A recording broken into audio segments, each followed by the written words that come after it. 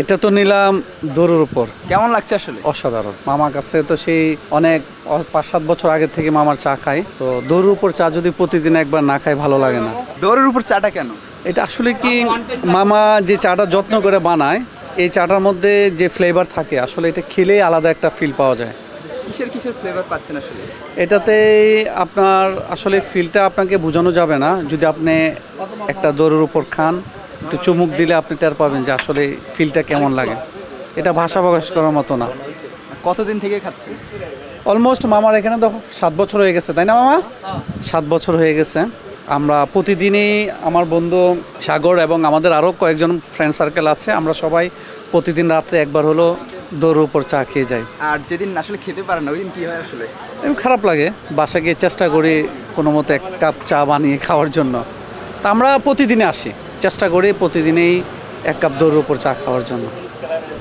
আমি দৌড়ের উপর চা খাচ্ছি। এটা টোটালি ডিফারেন্ট একটা টেস্ট, যেটা অন্য ঢাকা শহরে অন্য কোথাও এই টেস্ট আমরা পাই না। হ্যাঁ, এখানে লবণের একটা টেস্ট পাচ্ছি, এখানে লেবুর টেস্ট পাচ্ছি, এখানে কাঁচা মরিচের টেস্ট পাচ্ছি। মানে টোটালি ডিফারেন্স একটা চা আমি বলবো। এখানে হ্যাঁ জানি, এটাতে লেবু আছে, এটার মধ্যে কাঁচা মরিচ আছে, আর বাকিটা উনি কী দেয় আমরা ওইভাবে জানি না, বাট সব মিলে এ গ্রেডের একটা চা। কখনো কি বাসায় ট্রাই করেছেন এরকম? না, কখনোই ট্রাই করিনি। হ্যাঁ, যেহেতু আমরা এখানেই চাটা খেতে আসি, সো এটা আমরা বৃথা চেষ্টা করি না। আর বাসায় হাজার চেষ্টা করলেও এটা পারবো না। ওনার হাতে যে জাদু আছে এটা আমরা বাসায় করতে পারবো না। পুরো 1 কাপ চা খাওয়ার পরে যে ক্লান্তি থাকে সারাদিনের, আমার কাছে মনে হয় আমি ফ্রেশ অনুভব করছি। আর রাতেই আসি। হ্যাঁ, আমরা বেসিক্যালি বিজনেসম্যান, আমরা বিজনেস করি, তো আমরা সময় পেলেই আমরা চলে আসি। পুরো দিনের ক্লান্তিটা কি এখানে শেষ হয়ে যায়? এখানেই। হ্যাঁ, আমি রিসেন্টলি কানাডায় গিয়েছিলাম, আমি 14 দিন ছিলাম ওখানে। বাট আমার কাছে প্রতিদিনই মনে হয়েছে ইফতারের পরে যে মামার এখানে একটা চা খেলে ভালো লাগতো।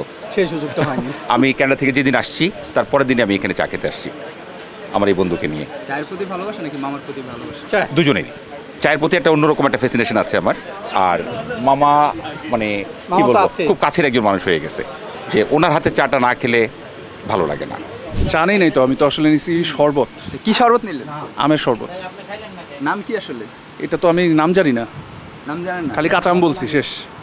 কেমন লেগেছে? ভালোই লাগছে। কি কি ফ্লেভার ছিল, আইডিয়া আছে কি? এটার মধ্যে তেঁতুল ছিল, কাঁচা আম ছিল, লবণ ছিল আর চিনি ছিল। এমন আর যেই জিনিসটা আসলে যেটা মজা লাগছে সেটা হলো যে কাঁচা আমটা কুচি কুচি করে দিয়ে দিছে, ভর্তা করে দিয়েছে আর কি। এটা বেশ মজা ছিল। আর অন্যান্য জায়গায় কেমন দেয় আসলে? অন্যান্য জায়গায় কনভেনশনাল সব ব্লেন্ড করে দিয়ে দেয়, কিন্তু এখানে ভর্তা করে দিছে, কুচি কুচি করে দিছে আর কি। ওনার যে ফ্লেভারটা ওটা অন্য কোথাও পেয়েছেন? না, এই ফ্লেভারটা আসলে কোথাও পাই নাই। আজকে কি প্রথম খাওয়া হচ্ছে? হ্যাঁ, এখানে আজকে first, possibly not the last.